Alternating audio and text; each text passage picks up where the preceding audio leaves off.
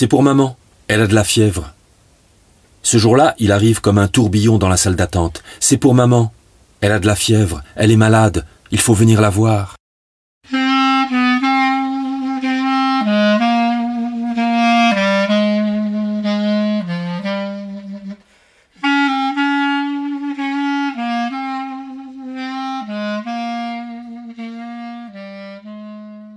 La revue Rue Saint-Ambroise et l'association Rue du Conservatoire vous proposent Patrick de Marion Marsay.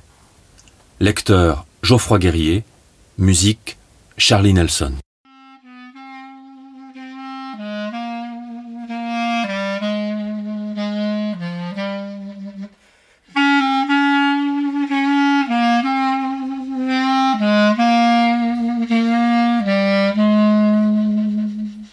C'est pour maman. Il est là, balançant son corps épais d'une jambe sur l'autre, le poil hirsute, mal rasé, l'air endormi, ou mal réveillé, ou peut-être simplement fatigué, le bouton de sa chemise prêt à sauter, tiré par une bedaine à la peau duveteuse et flasque, le bout du ceinturon mal attaché, pend sur un blue jean lustré et chiffonné, répandant une odeur de tabac blond, de café juste avalé, de moisi, de petits logements jamais aérés. C'est pour maman, et il tend une feuille maculée de graisse, d'encre, de sauce tomate, de café. Elle n'a plus de médicaments, et puis il faut les séances de kiné. Patrick sort fumer une cigarette, pas la patience d'attendre que le médecin refasse les ordonnances, puis rentre et part. Merci, au revoir.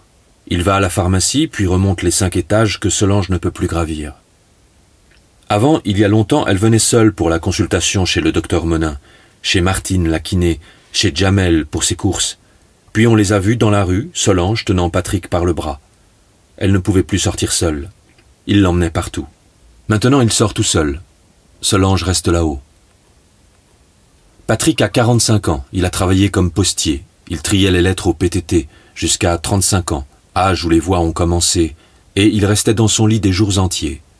Psychose hallucinatoire chronique. 10 mois d'hôpital psychiatrique pour arrêter les voix et trouver le bon traitement. 20 kilos de plus et les piqûres toutes les 3 semaines au centre médico-psychologique de secteur, CMP. Parce que les comprimés, il oublie de les prendre. Alors, toutes les 3 semaines, l'assistante sociale du secteur l'appelle. « Patrick, vous venez demain pour la piqûre. » Et il y va.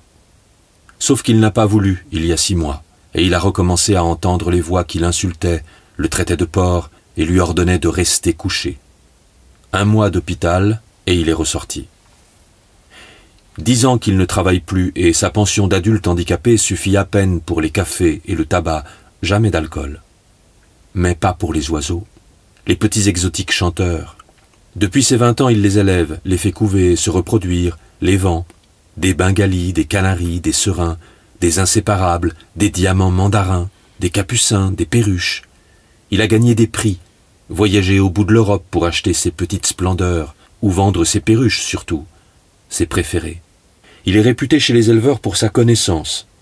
Amsterdam, Berlin, des heures de train avec les petites cages recouvertes d'un linge. Il a dépensé trop d'argent pour trouver la perle rare, espérant en gagner avec la reproduction. Alors il rend des services à Chantal, qui a peur de sortir de chez elle, à Monique, qui a toujours des ennuis avec son lavabo ou une ampoule. Il fait les livraisons pour Jamel, qui ne peut pas faire le pain et aller à l'oued, comme il dit en rigolant. Comme ça, il amasse et peut acheter des oiseaux. Sa passion.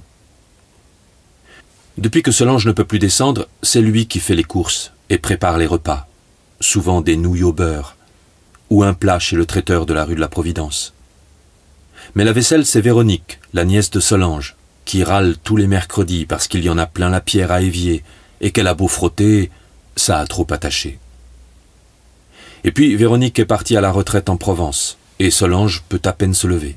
Alors Patrick a mis son matelas à côté du lit de sa mère, et il dort là, juste contre son matelas à elle, pour, si elle a besoin de lui, la nuit. C'est pour maman, elle a de la fièvre.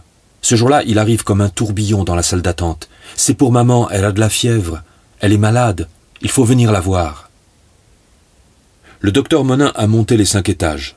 Patrick l'attendait derrière la porte, et le docteur Monin, qui en a vu d'autres, a eu un moment d'hésitation. dès la vaste entrée de cet appartement, ou plutôt de ce Capharnaüm.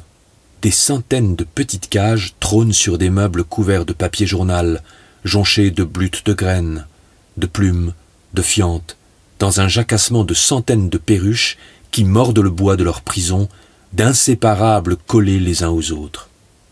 En entrant dans la chambre de Solange, le docteur Monin a juste posé sa sacoche, préférant garder son pardessus.